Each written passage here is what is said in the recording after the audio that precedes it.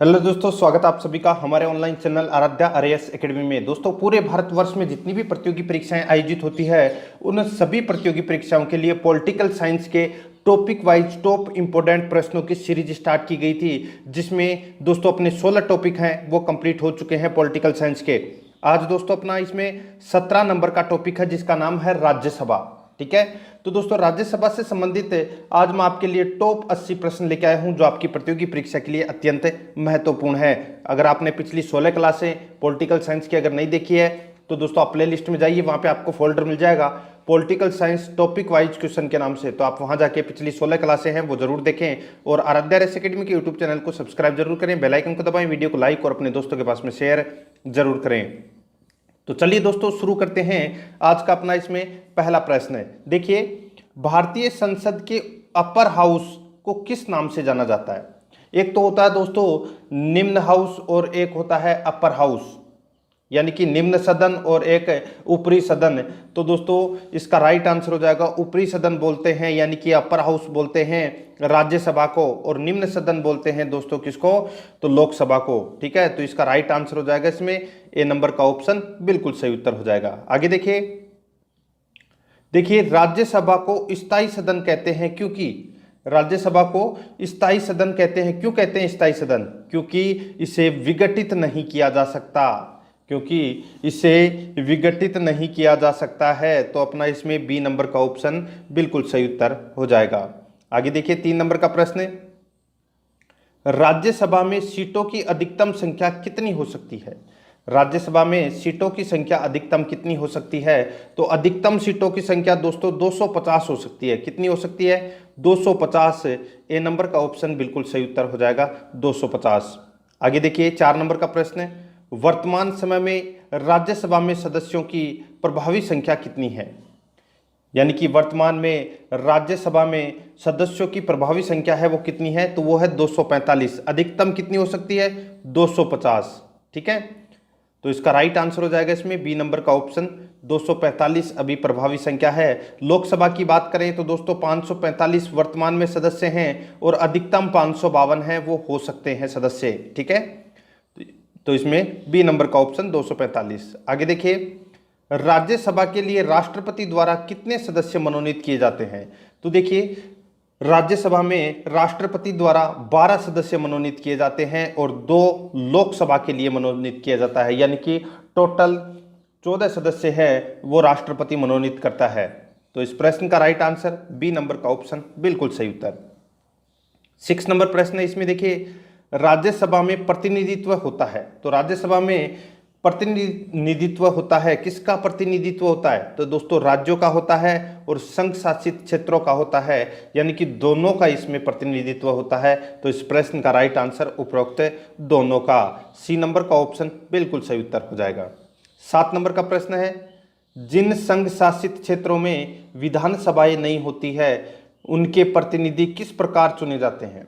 यानी कि जिन संघ शासित क्षेत्रों में विधानसभाएं नहीं होती उनके प्रतिनिधि किस प्रकार चुने जाते हैं? तो दोस्तों किस प्रकार चुने जाते हैं? तो विशेष निर्वाचक मंडल द्वारा चुने जाते हैं। याद रखना, विशेष निर्वाचक मंडल द्वारा चुने जाते हैं। तो इसका राइट आंसर इसमें ए नंबर का ऑप्शन बिल्कुल सही उत्तर हो जाएगा। आगे देखिए, राज्यसभा में सदस्यों का निर्वाचन होता है। तो राज्यसभा में सदस्यों का निर्वाचन है वो कैसे होता है? तो ये होता है आनुपातिक प्रतिनिधित्व के अनुसार एकल संक्रमणीय मत पद्धति द्वारा। आनुपातिक प्रतिनिधित्व के अनुसार एकल संक्रमणीय मत पद्धति द्वारा राज्यसभा के सदस्यों का निर्वाचन होता है। डी नंबर का ऑप्शन बिल्कुल सही उत्तर हो जाएगा। आगे देखिए 9 नंबर प्रश्न है, राज्यसभा के लिए प्रत्येक राज्य के प्रतिनिधियों का निर्वाचन कौन करता है? राज्यसभा के लिए प्रत्येक राज्य के प्रतिनिधियों का निर्वाचन कौन करता है? तो इसका राइट आंसर हो जाएगा वो है दोस्तों विधानसभा के निर्वाचित सदस्य, यानी कि विधानसभा के निर्वाचित सदस्य ही राज्यसभा में अपना सदस्य भेजते हैं। तो इसका राइट आंसर ए नंबर का ऑप्शन बिल्कुल सही उत्तर हो जाएगा। आगे देखिए 10 नंबर का प्रश्न है, राज्यसभा में राज्यों का प्रतिनिधित्व किस बात पर निर्भर करता है? राज्यसभा में राज्यों का प्रतिनिधित्व किस बात पर निर्भर करता है? तो वो है राज्य की जनसंख्या पर निर्भर करता है दोस्तों, राज्यों का प्रतिनिधित्व राज्यसभा में। ठीक है, तो इसका राइट आंसर राज्य की जनसंख्या, बी नंबर ऑप्शन बिल्कुल सही उत्तर।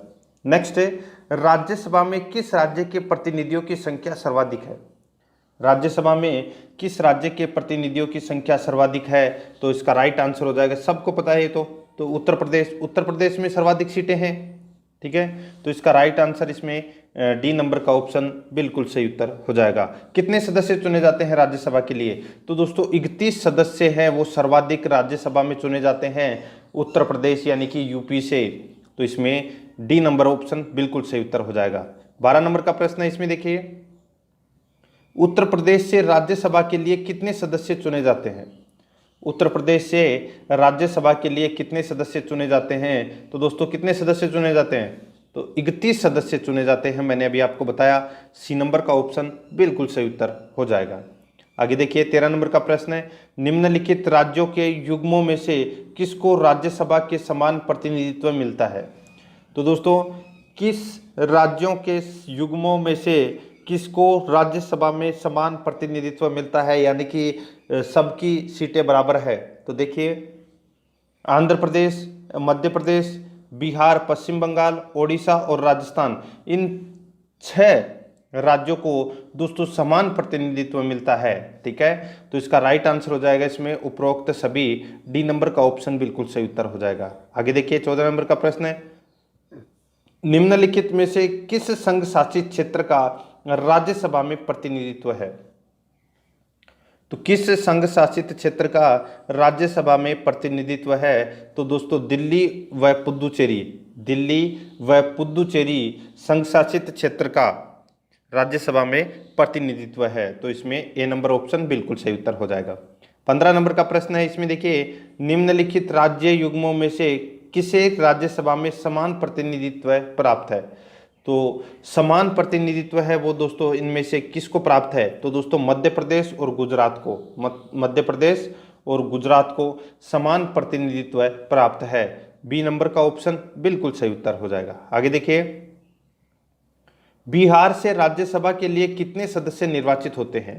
बिहार से राज्यसभा के लिए कितने सदस्य निर्वाचित होते हैं? तो दोस्तों 16 सदस्य निर्वाचित होते हैं बिहार से राज्यसभा में। डी नंबर का ऑप्शन बिल्कुल सही उत्तर हो जाएगा। आगे देखिए, राज्यसभा में सर्वाधिक प्रतिनिधित्व के आधार पर राज्यों का सही अवरोही क्रम है। राज्यसभा में सर्वाधिक प्रतिनिधित्व के आधार पर राज्यों का सही अवरोही क्रम है, वो कौन सा है?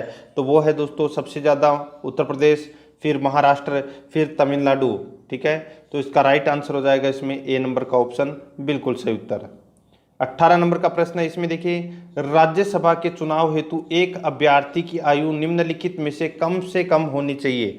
यानी कि राज्यसभा के चुनाव के लिए एक अभ्यर्थी की आयु है वो कम से कम कितनी होनी चाहिए? तो कम से कम 30 वर्ष होनी चाहिए। राष्ट्रपति और उपराष्ट्रपति की आयु है वो दोस्तों कम से कम 35 वर्ष होनी चाहिए। ठीक है, और राज्यसभा के सदस्य के लिए कम से कम 30 वर्ष, और लोकसभा के सदस्य के लिए दोस्तों 25 वर्ष, और सरपंच के लिए दोस्तों 21 वर्ष। ठीक है, तो इसमें सी नंबर ऑप्शन बिल्कुल सही उत्तर हो जाएगा। आगे देखिए, राज्यसभा के सदस्यों के लिए न्यूनतम आयु, तो दोस्तों न्यूनतम आयु है वो 30 वर्ष होनी चाहिए। तो इसका right answer C number option सही उत्तर। नेक्स्ट, राज्यसभा के सदस्यों का कार्यकाल कितने वर्ष का होता है? तो कितने वर्ष का होता है? तो ये तो दोस्तों सभी को पता होगा, 6 वर्ष का होता है, और प्रत्येक 2 वर्ष में दोस्तों 1/3 सदस्य है वो बाहर हो जाते हैं, यानी कि सेवानिवृत्त हो जाते हैं। ठीक है, तो इसमें 6 वर्ष का कार्यकाल होता है। डी नंबर ऑप्शन बिल्कुल सही उत्तर। नेक्स्ट, राज्यसभा के सदस्य चुने जाते हैं तो दोस्तों 6 वर्ष के लिए चुने जाते हैं। सी नंबर ऑप्शन सही उत्तर। नेक्स्ट, राज्यसभा के 1/3 सदस्य प्रत्येक कितने वर्ष पश्चात सेवानिवृत्त होते हैं तथा नए 1/3 सदस्य उनका स्थान लेते हैं? तो दोस्तों ये मैंने अभी आपको बताया था कि प्रत्येक 2 वर्ष में, यानी कि प्रत्येक 2 वर्ष पश्चात 1/3 सदस्य है वो सेवानिवृत्त हो जाते हैं, और उनके स्थान पर 1/3 सदस्य है वो नए आ जाते हैं। तो इसका राइट आंसर ए नंबर का ऑप्शन सही उत्तर हो जाएगा, 2 वर्ष। नेक्स्ट, 23 नंबर प्रश्न है, इसमें देखिए, क्या राष्ट्रपति लोकसभा की भांति राज्यसभा को भंग कर सकता है?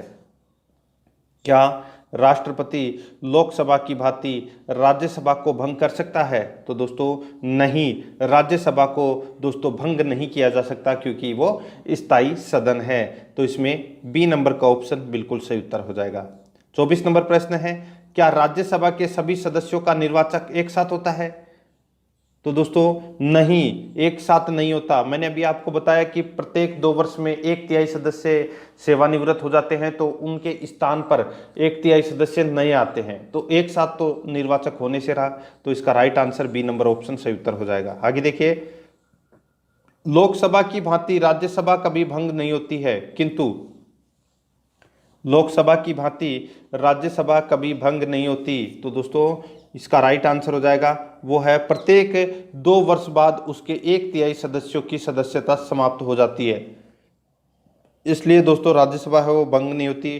तो इसका राइट आंसर हो जाएगा इसमें बी नंबर का ऑप्शन बिल्कुल सही उत्तर हो जाएगा। ठीक है, आगे देखिए, निम्नलिखित में से कौन सा कथन सही नहीं है? तो यहाँ पे कौन सा कथन है वो सही नहीं है, वो अपने को बताना है। देखिए, राज्यसभा की अधिकतम सदस्य संख्या 250 है, बिल्कुल सही है। राज्यसभा निरंतरता का प्रतीक है, बिल्कुल सही है, स्थायी सदन है। आगे देखिए, राज्यसभा के 2/3 सदस्य प्रत्येक दूसरे वर्ष की समाप्ति पर पदमुक्त होते हैं। यहां पे देखिए, प्रत्येक दूसरे वर्ष की समाप्ति पर पदमुक्त हो जाते हैं। तो दोस्तों 2/3 नहीं, 1/3। ठीक है, कितने? 1/3। तो यहाँ पे ये गलत दे रखा है दोस्तों यहाँ पे। ठीक है, तो अपना सी नंबर का ऑप्शन है वो इसका बिल्कुल सही उत्तर हो जाएगा, क्योंकि ये असत्य कथन है। आगे देखिए, इसमें डी नंबर का और देख लेते हैं। राज्यसभा में प्रत्येक राज्य और संघ राज्यों में सीटों का आवंटन संविधान की 4वीं अनुसूची द्वारा नियत किया जाता है, ये भी इसमें बिल्कुल सही है। तो इस प्रश्न का राइट आंसर सी नंबर का ऑप्शन हो जाएगा। आगे देखिए, इसमें निम्नलिखित में से कौन सा कथन इसमें सत्य है? तो कौन सा कथन इसमें सत्य है वो मैं आपको डायरेक्ट बता देता हूं। देखिए दोस्तों, इसमें कौन सा कथन सही है। देखिए, लोकसभा और राज्यसभा में एक बात का अंतर है कि लोकसभा का निर्वाचन कोई भी प्रत्याशी भारत के किसी भी राज्य से लड़ सकता है, परंतु राज्यसभा का प्रत्याशी सामान्यतः वही होना चाहिए जहां से वह प्रत्याशी बन रहा है। ठीक है, ये इसका राइट आंसर हो जाएगा। ये कथन इसमें बिल्कुल सत्य है, तो आपको ये लाइन है ये याद रखनी है। ठीक है, आगे देखिए, 28 नंबर प्रश्न, लोकसभा और राज्यसभा में गणपूर्ति कोरम संख्या है। तो गणपूर्ति कोरम संख्या है वो कितनी है? तो वो है कुल सदस्य संख्या का 1/10। कुल सदस्य संख्या का 1/10। सी नंबर का ऑप्शन बिल्कुल सही उत्तर हो जाएगा। आगे देखिए, राज्यसभा में गणपूर्ति कोरम के लिए निर्धारित संख्या है, तो निर्धारित संख्या कितनी है? तो सीधा सा है, टोटल सीटें कितनी है? 250, और 250 का दोस्तों आप 10% निकालेंगे तो कितना हो जाएगा? 25, यानी कि 25 सदस्य कम से कम होनी चाहिए राज्यसभा में सभा स्टार्ट करने के लिए। ठीक है, तो इसका राइट आंसर हो जाएगा ए नंबर का ऑप्शन बिल्कुल सही उत्तर। नेक्स्ट है, राज्यसभा को भंग करने का अधिकार किसे प्राप्त है? तो राज्यसभा को भंग करने का अधिकार है वो दोस्तों किसको प्राप्त है? तो किसी को नहीं प्राप्त है, राज्यसभा को कोई भंग नहीं कर सकता। डी नंबर का ऑप्शन बिल्कुल सही उत्तर हो जाएगा। आगे देखिए, राज्यसभा का सभापति कौन होता है? तो दोस्तों उपराष्ट्रपति। राज्यसभा का सभापति कौन होता है? उपराष्ट्रपति। तो इसका बी नंबर ऑप्शन बिल्कुल सही उत्तर हो जाएगा। आगे देखिए, इसमें किस सदन में अध्यक्ष उस सदन का सदस्य नहीं होता? किस सदन में अध्यक्ष उस सदन का नहीं होता? तो दोस्तों सीधा सा है इसमें राज्यसभा। राज्यसभा में जो अध्यक्ष होता है यानी कि सभापति होता है वो राज्यसभा का सदस्य नहीं होता। ठीक है, ये आपको इसमें याद रखना है। उपराष्ट्रपति को बनाया जाता है सभापति। आगे देखिए, राज्यसभा के सभापति का चुनाव कौन करता है? तो राज्यसभा के सभापति का चुनाव है वो लोकसभा और राज्यसभा के सभी सदस्य मिलकर दोस्तों राज्यसभा के सभापति का चुनाव करते हैं। तो इसका बी नंबर ऑप्शन सही उत्तर हो जाएगा। नेक्स्ट है, राज्यसभा का सभापति। राज्यसभा का सभापति दोस्तों लोकसभा एवं राज्यसभा के सदस्यों द्वारा संयुक्त रूप से चुना जाता है। बी नंबर का ऑप्शन बिल्कुल सही उत्तर हो जाएगा। देखिए, ये जो मैं प्रश्न आपको करवा रहा हूं ये विभिन्न परीक्षाओं में पूछे हुए हैं। इसलिए बहुत ही ज़्यादा महत्वपूर्ण है। कभी आप सोचो कि इसका भी उत्तर सेम है, उसका भी उत्तर सेम है, तो ये 2 प्रश्न क्यों लेके आए, एक ही हो जाता है इसकी जगह। तो दोस्तों ये दोनों के दोनों प्रश्न हैं सेम, इसी की तरह ये पूछे जा चुके हैं, इसलिए मैं सिर्फ आपको वही प्रश्न करवा रहा हूं जो परीक्षा में बार बार पूछे जाते हैं, इसलिए आपको पूरे के पूरे प्रश्न है वो देखने बहुत जरूरी है। 35 नंबर प्रश्न है, निम्नलिखित में से किसकी अध्यक्षता सदस्य द्वारा की जाती है। तो दोस्तों इसका राइट आंसर हो जाएगा वो है दोस्तों इसमें राज्यसभा। ठीक है, तो इसका बी नंबर का ऑप्शन बिल्कुल सॉरी असदस्य द्वारा की जाती है। असदस्य यानी कि जिसका सदस्य नहीं होता तो वो है राज्यसभा, बी नंबर ऑप्शन बिल्कुल सही उत्तर। नेक्स्ट है, राज्यसभा के सभापति की अनुपस्थिति में राज्यसभा का कार्य संचालन कौन करता है। तो दोस्तों सीधा सा है, जब सभापति नहीं है तो दोस्तों कौन करेगा, उपसभापति, तो इसमें सी नंबर ऑप्शन बिल्कुल सही उत्तर। नेक्स्ट है, राज्यसभा के उपसभापति का निर्वाचन कौन करता है। बहुत ही अच्छी बात है, तो राज्यसभा के उपसभापति का निर्वाचन है वो दोस्तों राज्यसभा के सदस्य करते हैं मिलकर आपस में। ठीक है, तो इसमें बी नंबर का ऑप्शन बिल्कुल सही उत्तर हो जाएगा। आगे देखिए 38 नंबर प्रश्न है, क्या राज्यसभा का सभापति संसद के दोनों सदनों के संयुक्त अधिवेशन की अध्यक्षता कर सकता है। तो दोस्तों क्या राज्यसभा का सभापति है वो संसद के दोनों सदनों के संयुक्त अधिवेशन की अध्यक्षता कर सकता है, तो नहीं कर सकता। तो कौन करता है, तो दोस्तों लोकसभा अध्यक्ष करता है। ठीक है, संयुक्त अधिवेशन की अध्यक्षता, तो यहाँ पे बी नंबर का ऑप्शन सही उत्तर हो जाएगा नहीं। आगे देखिए, राज्यसभा के द्विवार्षिक चुनावों की अधिसूचना कौन जारी करता है। राज्यसभा के द्विवार्षिक चुनावों की अधिसूचना कौन जारी करता है, तो दोस्तों कौन जारी करता है, तो इसका राइट आंसर हो जाएगा निर्वाचन आयोग, ए नंबर का ऑप्शन बिल्कुल सही उत्तर हो जाएगा निर्वाचन आयोग। आगे देखिए, राज्यसभा के सदस्यों का निर्वाचन होता है, तो राज्यसभा के सदस्यों का निर्वाचन होता है तो ये होता है दोस्तों राज्य विधानसभा के निर्वाचित सदस्यों द्वारा, राज्य विधानसभा के निर्वाचित सदस्यों द्वारा राज्यसभा के सदस्यों का निर्वाचन होता है। आगे देखिए, इसमें स्वतंत्र भारत, बहुत ही अच्छा प्रश्न है। देखिए, स्वतंत्र भारत में राज्यसभा के प्रथम सभापति कौन थे, तो राज्यसभा के प्रथम सभापति कौन थे, तो वो थे दोस्तों डॉक्टर एस राधाकृष्णन, ये दोस्तों राज्यसभा के प्रथम सभापति थे, बी नंबर ऑप्शन बिल्कुल सही उत्तर। नेक्स्ट है, राज्यसभा के संदर्भ में निम्नलिखित में से कौन सा कथन सही है, तो कौन सा कथन है वो इसमें सही है, तो देखिए इसके 1/3 सदस्य प्रति 2 वर्ष में अवकाश प्राप्त करते हैं, इसके 1/3 सदस्य प्रति 2 वर्ष में अवकाश प्राप्त करते हैं, तो इसका राइट आंसर हो जाएगा 1 नंबर का ऑप्शन है वो बिल्कुल सही उत्तर हो जाएगा। 43 नंबर प्रश्न है, इसमें देखिए निम्नांकित में से कौन राज्यसभा की एकांतिक शक्ति के अंतर्गत आता है। निम्नांकित में से कौन राज्यसभा की एकांतिक शक्ति के अंतर्गत आता है, तो इसका राइट आंसर हो जाएगा वो है दोस्तों अखिल भारतीय सेवाओं का सर्जन, यानी कि अखिल भारतीय सेवाओं का जो सर्जन है वो दोस्तों राज्यसभा के पास में इसका अधिकार है, इसके अलावा और अधिकार किसी के पास में नहीं है। यानी कि कोई भी बड़ा पद सर्जित करना है तो वो राज्यसभा ही करती है, ए नंबर का ऑप्शन बिल्कुल सही उत्तर। आगे देखिए, निम्नांकित में से किसके संबंध में राज्यसभा को लोकसभा की अपेक्षाकृत अधिकार अधिक प्राप्त है। तो यानी कि देखिए, यानी कि मैंने अभी आपको बताया था कि राज्यसभा को लोकसभा से अधिक अधिकार प्राप्त है, तो कौन से क्षेत्र में, तो नई अखिल भारतीय सेवाओं का गठन करना, इस क्षेत्र में दोस्तों राज्यसभा को अधिक अधिकार प्राप्त है, सी नंबर का ऑप्शन सही उत्तर हो जाएगा। नेक्स्ट, राज्यसभा को कौन ऐसे अनन्य अधिकार प्राप्त है जो लोकसभा को नहीं प्राप्त है, तो दोस्तों मैंने अभी आपको बताया, देखिए राज्य सूची के किसी विषय को राष्ट्रीय महत्व का घोषित करना, ये भी दोस्तों राज्यसभा का अधिकार है जो लोकसभा को प्राप्त नहीं है।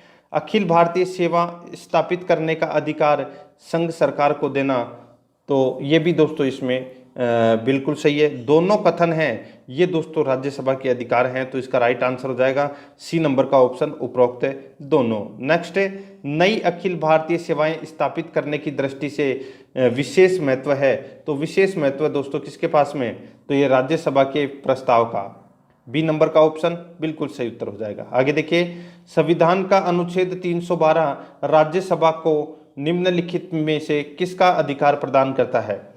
संविधान का अनुच्छेद 312 राज्यसभा को निम्न में से किसका अधिकार प्रदान करता है? तो इसका राइट आंसर क्या हो जाएगा? वो है दोस्तों इसमें एक या अधिक अखिल भारतीय सेवा सर्जित करने का। सी नंबर का ऑप्शन बिल्कुल सही उत्तर हो जाएगा। आगे देखिए, केंद्रीय संसद राष्ट्रीय हित में राज्य सूची के विषय पर कानून बना सकती है। केंद्रीय संसद राष्ट्रीय हित में राज्य सूची के विषयों पर कानून बना सकती है यदि राज्यसभा में उपस्थित सदस्यों के 2/3 विशेष बहुमत से एक प्रस्ताव पारित करें। ठीक है, तो इसका राइट आंसर हो जाएगा सी नंबर ऑप्शन बिल्कुल सही उत्तर। नेक्स्ट है, लोकसभा द्वारा पारित धन विधेयक राज्यसभा को प्राप्त होने के कितने दिनों के भीतर लोकसभा को वापस लौटाना पड़ता है? यानी कि लोकसभा में कोई विधेयक है, यानी कि धन विधेयक है, वो पारित हो जाता है और राज्यसभा में उसको पारित करने के लिए भेज देते हैं। तो दोस्तों राज्यसभा को 14 दिन के अंदर वो विधेयक है वो लोकसभा को वापस लौटाना पड़ता है। तो इसका राइट आंसर ए नंबर का ऑप्शन बिल्कुल सही उत्तर हो जाएगा। नेक्स्ट है, लोकसभा द्वारा पारित धन विधेयक राज्यसभा द्वारा भी पारित मान लिया जाता है यदि उच्च सदन उस पर किसी समय सीमा में कार्य संपादन न करे। तो दोस्तों मैंने अभी आपको बताया कि 14 दिन के भीतर अगर राज्यसभा प्रस्ताव को वापस लौटा देता है तो ठीक है, अगर 14 दिन के भीतर अगर नहीं लौटाता है तो दोस्तों प्रस्ताव है यानी कि विधेयक है वो ऑटोमेटिक दोस्तों मान्यता प्राप्त हो जाएगा, उसको यानी कि पारित माना जाएगा। तो इसमें बी नंबर ऑप्शन सही उत्तर हो जाएगा। नेक्स्ट है, राज्यसभा द्वारा लोकसभा को धन विधेयक कितने समय में लौटा देना चाहिए? तो दोस्तों 14 दिन में, सी नंबर ऑप्शन सही उत्तर। नेक्स्ट है, राज्यसभा को भंग करने में से कौन सक्षम है? तो राज्यसभा को भंग करने में कौन सक्षम है? तो इसका राइट आंसर क्या हो जाएगा? देखिए उपरोक्त में से कोई नहीं, राज्यसभा को कोई भंग नहीं कर सकता, डी नंबर ऑप्शन सही उत्तर। नेक्स्ट है, निम्न में से किस परिस्थिति के अंतर्गत राज्यसभा को भंग किया जा सकता है? तो कौन से परिस्थिति के अंतर्गत राज्यसभा को भंग किया जा सकता है? तो इसका राइट आंसर हो जाएगा वो है दोस्तों कोई भी परिस्थिति में या नहीं, यानी कि इनमें से कोई नहीं।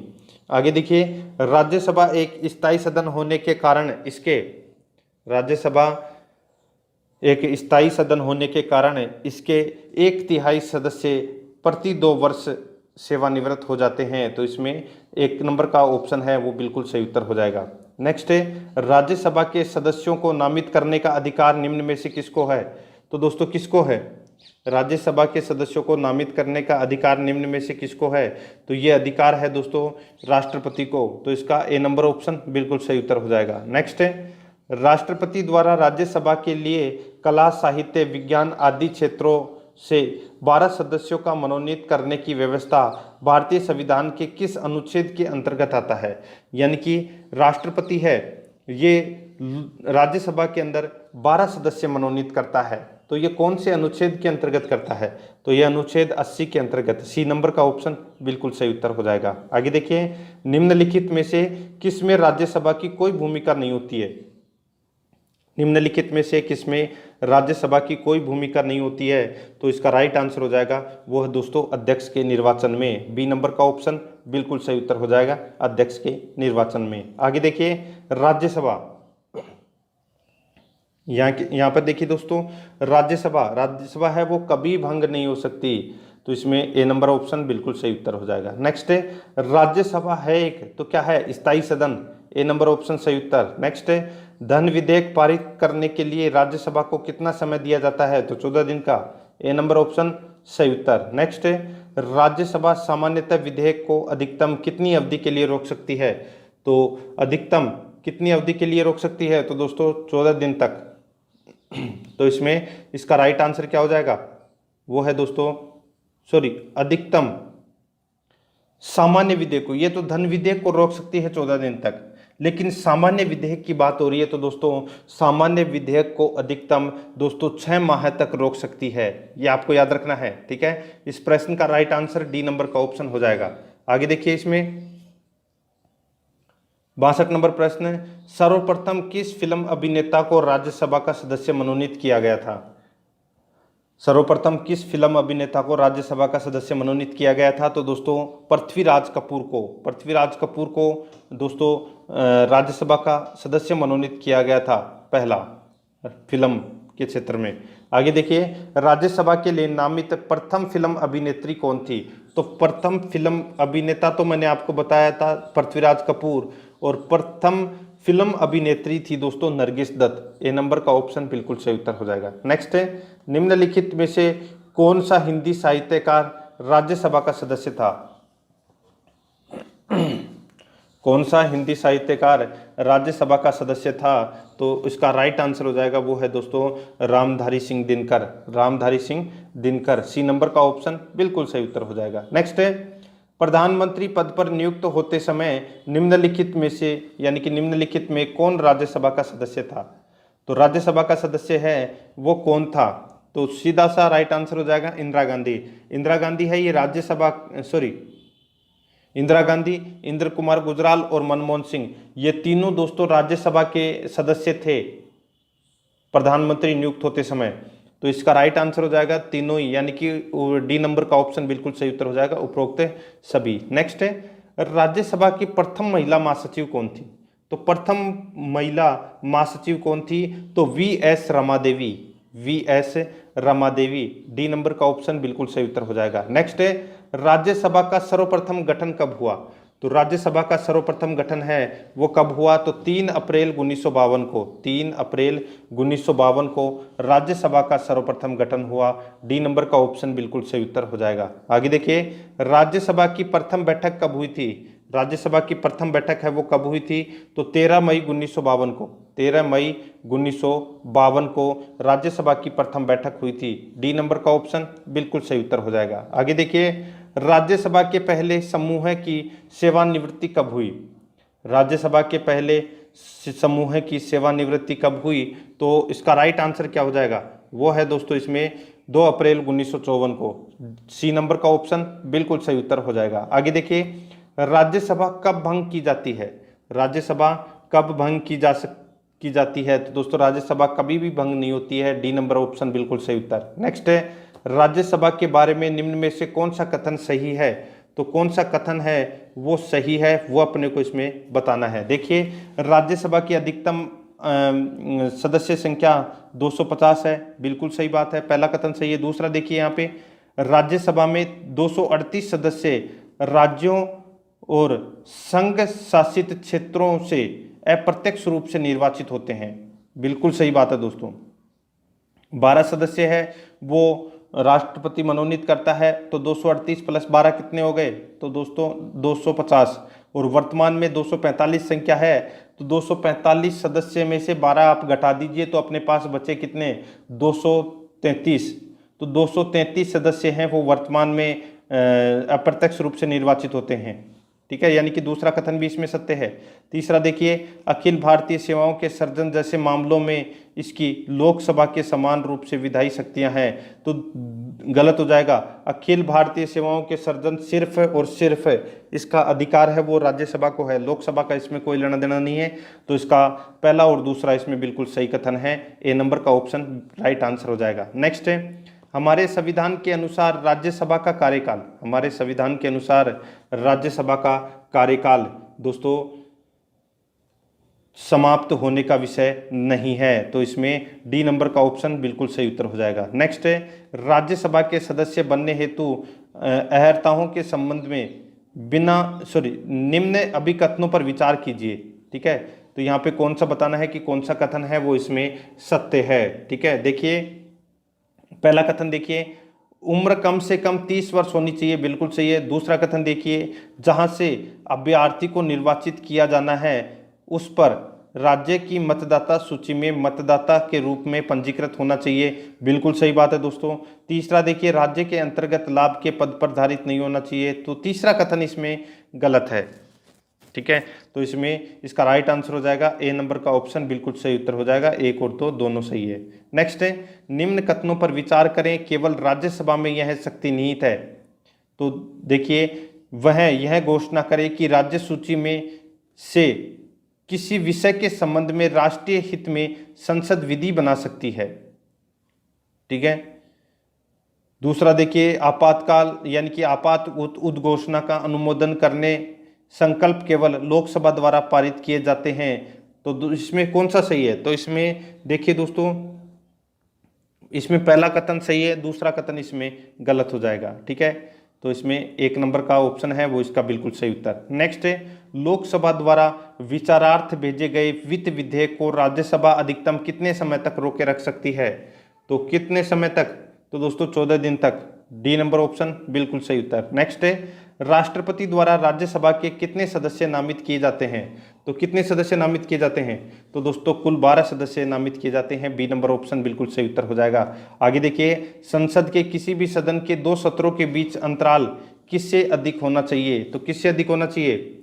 तो दोस्तों वो है 6 महीने से अधिक होना चाहिए। तो इसमें बी नंबर ऑप्शन बिल्कुल सही उत्तर हो जाएगा। नेक्स्ट है, राज्यसभा विघटित हो जाती है? तो दोस्तों कभी नहीं विघटित होती। डी नंबर का ऑप्शन सही उत्तर। नेक्स्ट है, राज्यसभा के सदस्यों का कार्यकाल होता है 6 वर्ष का? तो इसमें सी नंबर ऑप्शन सही उत्तर हो जाएगा। नेक्स्ट है, राज्यसभा किसके द्वारा भंग की जाती है? तो दोस्तों उपरोक्त में से किसके द्वारा भंग नहीं की जा सकती राज्यसभा? तो दोस्तों ये आज अपना 17 नंबर का जो टॉपिक है वो समाप्त हो चुका है। अभी तक अपन ने 17 टॉपिक हैं वो पॉलिटिकल साइंस के वो पढ़ ली हैं। अगर आपने इन प्रश्नों को नहीं देखा तो दोस्तों आपका बहुत बड़ा नुकसान हो सकता है। आप प्ले लिस्ट में जाइए, वहाँ पे आप को आप फोल्डर मिल जाएगा political science topic wise question के नाम से। तो आप वहाँ पहले टॉपिक से लेके शुरू से 0 लेवल से यानी कि पहले टॉपिक से लेके अभी तक 17 टॉपिक अपने कंप्लीट हो चुके हैं। तो इन टॉपिकों के टॉप इंपोर्टेंट प्रश्न है वो जरूर देखें जो परीक्षा में बार बार पूछे जाते हैं। इसलिए आराध्या आरएस एकेडमी के साथ में बने रहिए और आराध्या आरएस एकेडमी के यूट्यूब चैनल को सब्सक्राइब जरूर करें, बेल आइकन को दबाएं, वीडियो को लाइक और अपने दोस्तों के पास में शेयर जरूर करें। मिलते हैं दोस्तों नेक्स्ट वीडियो में। जय हिंद, जय भारत।